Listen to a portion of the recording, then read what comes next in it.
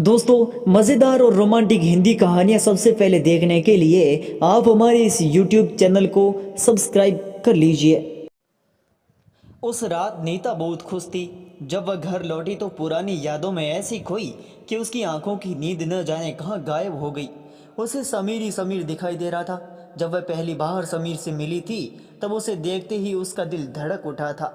Sameer MTech final में year का छात्र था और नीता फाइन आर्ट्स की। दोनों एक अनजाने आकर्षण से एक दूसरे की ओर खींचे चले जा रहे थे। दोनों रोज मिलते, प्रेम के सागर में डूबे दोनों को एक दूसरे के बिना जीवन निरर्थक लगने लगा था। समीर नीता के सौंदर्य और उसके मधुर स्वभाव पर मुग्ध था और नीता नीता तो समीर की दीवानी थी। जब कभी अपने सपनों के शहजादे की कल्पना करती तो उसकी आंखों में समीर का ही चेहरा आता। नीता समीर से रोज मिलती थी।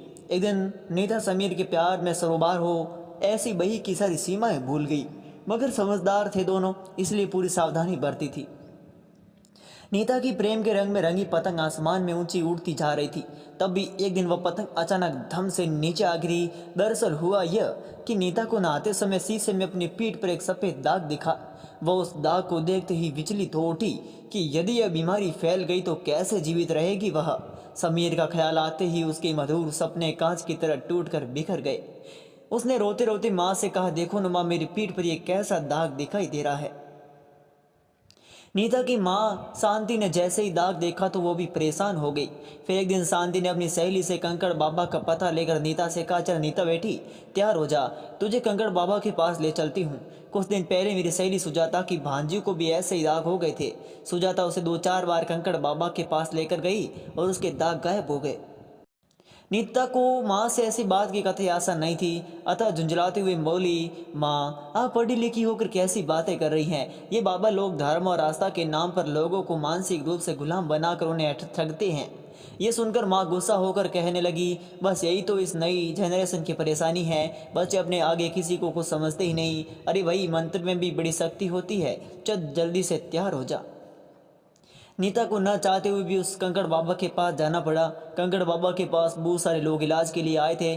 कुछ ही देर में काले वस्त्र पहने हुआ जय माँ काली, जय माँ काली कहते हुए कंकड़ बाबा पहुंच गया। भक्तों ने भी जय माँ काली के जयकारे लगाने शुरू कर दिए।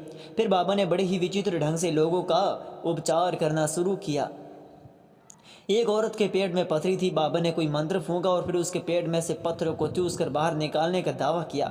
नीता ने यह सब देखकर डर गई। जब उसका नंबर आया तब बाबा ने नीता को कूरता उठाया और कमर पर मोरपंख की झाड़ू घुमाते हुए मंत्र फूंका। फिर नीता को अजीब नजरों से घूरते हुए बोला, ये दाग किसी ऊपरी शक्ति का प्रकोप है, इसके लिए तो बड़े उपाय करने होंगे। बताइए न बाबा, शांति ने बड़ी श्रद्धा से कहा। बाबा ने नीता को एक लाल कपड़े की पोटली देते हुए कहा, लड़की, इस लाल कपड़े की पोटली को रोज अपने तकिए के नीचे रखकर सोना, और हाँ, एक काले कुत्ते को हर शनिवार को इमरती खिलाना।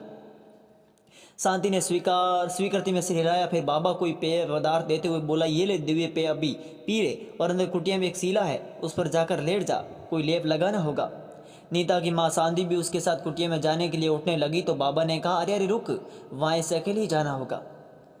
नीता वहाँ का माहौल देखकर बुरी तरह डर गई थी। वह उठी और भागने लगी। पीछे पीछे उसकी माँ शांति भी भागी। बाबा के चेले चिल्लाते रह गए, रुको रुको।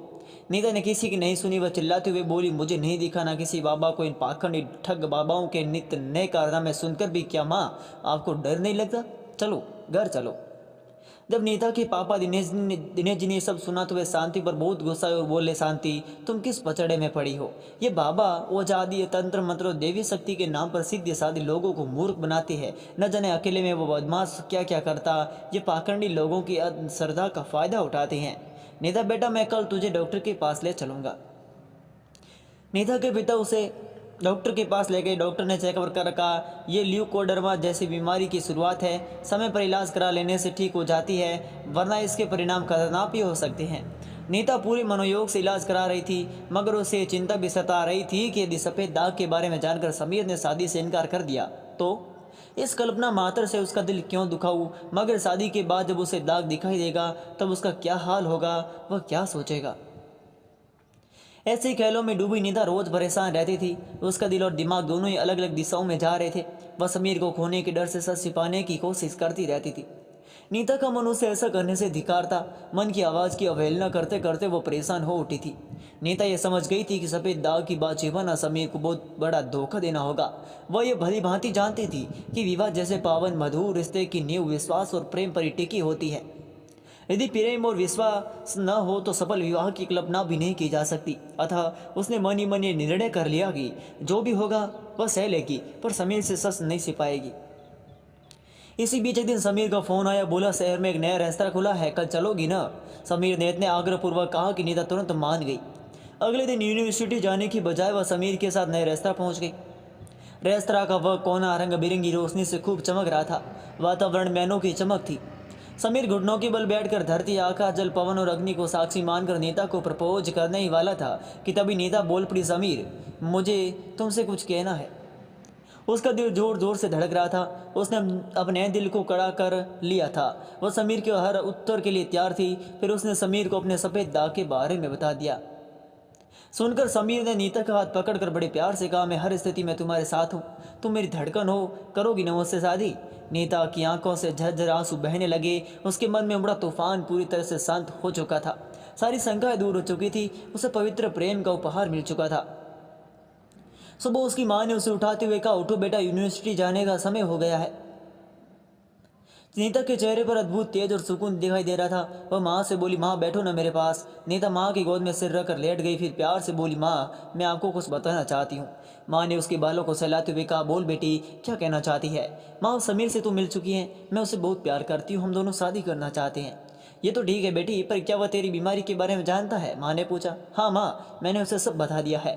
नीता के माता पिता उसका रिश्ता लेकर समीर के घर गए। सबकी रजामंदी से समीर और नीता का रिश्ता तय हो गया।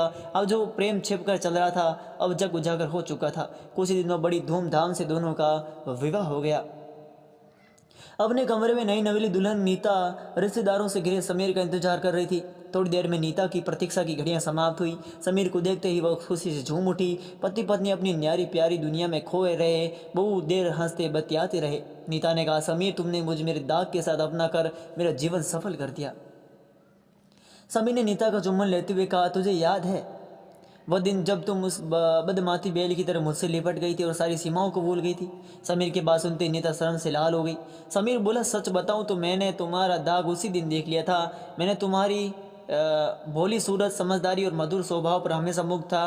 नीता, मैं तुम्हें बहुत प्यार करता हूं, पर मैंने मन की किसी कोने में ये इच्छा दबी थी कि तुम अपने जीवन का सत्य मुझे स्वयं बताओ।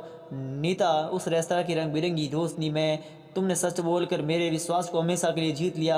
नीता, तुम मेरी जिंदगी हो, मैं तुम्हारे बिना अधूरा हूँ।